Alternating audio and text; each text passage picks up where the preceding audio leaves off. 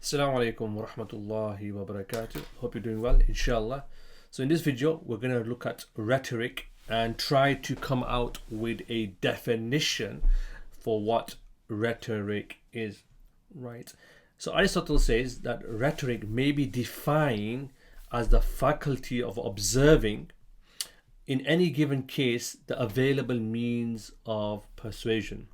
Now, when you have a definition or you're trying to make a definition for something, right, it's usually made of three parts. The definition has three parts, or should have three parts. One is the thing to be defined. So a pencil or whatever else it may be. Number two is to look at the general category of things that it belongs to, right? So place it within a general category of things that it belongs to, what's called a genus. And then the third thing is the specific attributes, or what's called the differentiate, that distinguish that particular item. In this case, it might be a pencil again, from the things that are in the same genus. So just take the example. I don't know. I want to get a definition for my pencil. So what I do is this is the item itself, the pencil, and I say it's stationary, right? So I've put in part of a category of a generic category that it belongs to, and then I say, well, it's a pencil, but it's not the same as a pen or a ruler, and I define these things to differentiate it from the general categories that it may belong to. To give an example, another example, human beings. Human beings are part of the are rational animals, right? So we fall into a generic category of animals, right? So you have a generic category of animals if you want to define what a human being is. But then what you say is the fact that we're rational, or we should be rational, or we ought to be rational. That's what differentiates us from other animals, right? So this is just a discussion around what a definition should be about. And so what's rhetoric? So its generic category is genus is a faculty of observation and discovery, right? It belongs to this faculty of discovery and observation.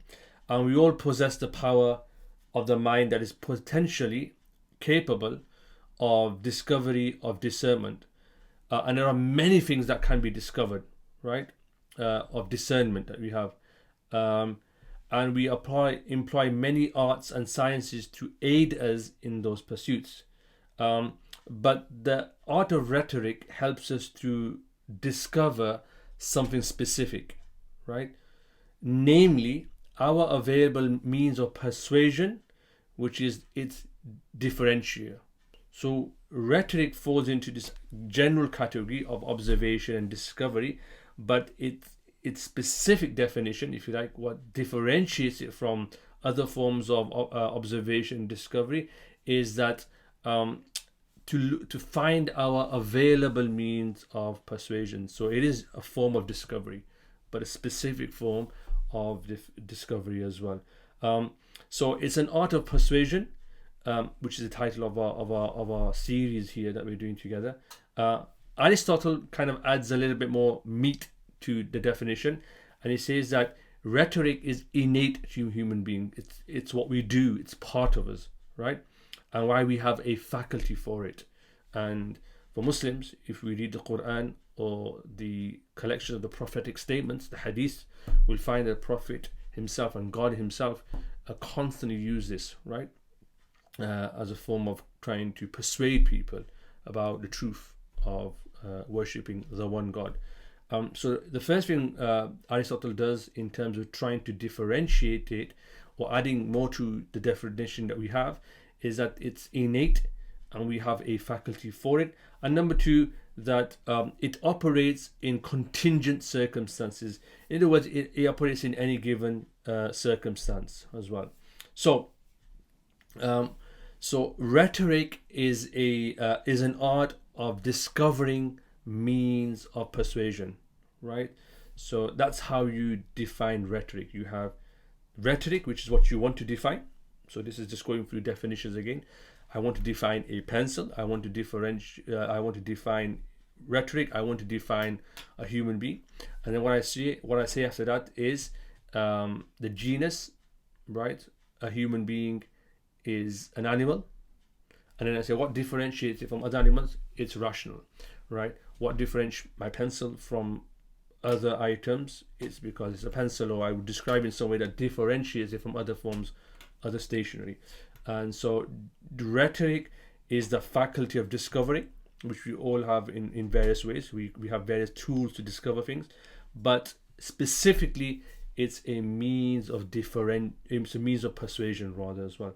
So when we do practice rhetoric, how do we practice it? So Aristotle thinks that we use it in 3 areas of activity predominantly. One of them is in the political, number 2 is in the ceremonial, and number 3 is in the legal realm. Okay, and they have all 3 have distinct but related genres of speech. So they have their own forms of speech in them. So in the political, ceremonial, and legal. So in a political, we would appeal to reason, I'd hope.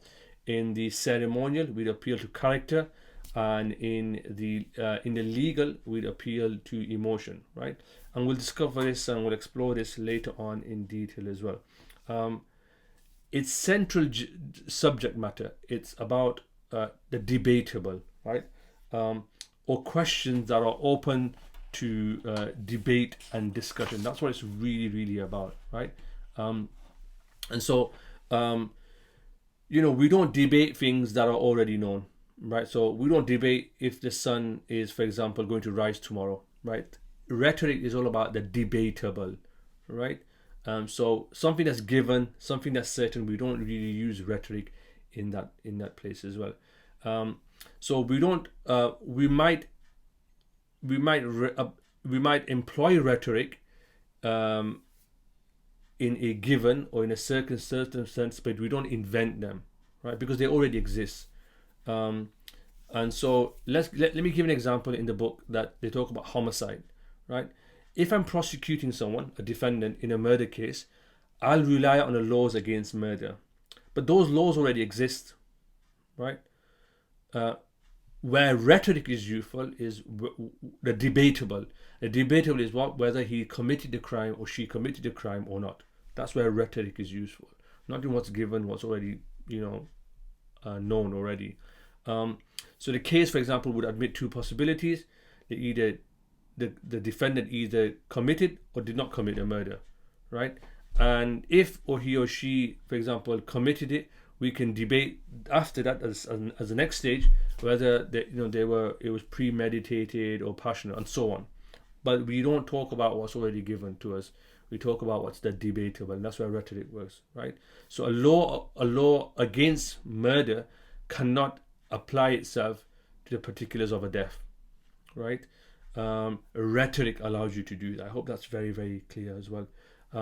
So it's an art that considers what is debatable in a particular case, and it's an art that discovers and it employs the available means of persuasion.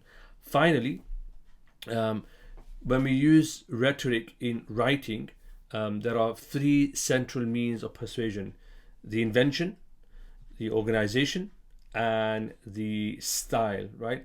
Invention is what you're arguing, right? Organization is in the way you organize your arguments, and the final one, the third one, is the style. How are you going to argue it, right? In spoken rhetoric, there are 2 additional ones, which is memory and delivery, in addition to invention, organization, style. But we're not really going to go too much into that for now.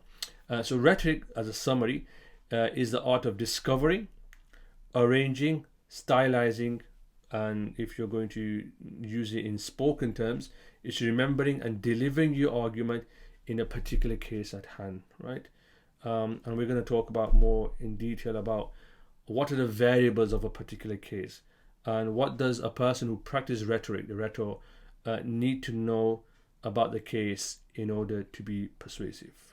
Hope you found that useful, and I will see you all in the next video. Assalamu alaikum wa rahmatullahi wa barakatuh.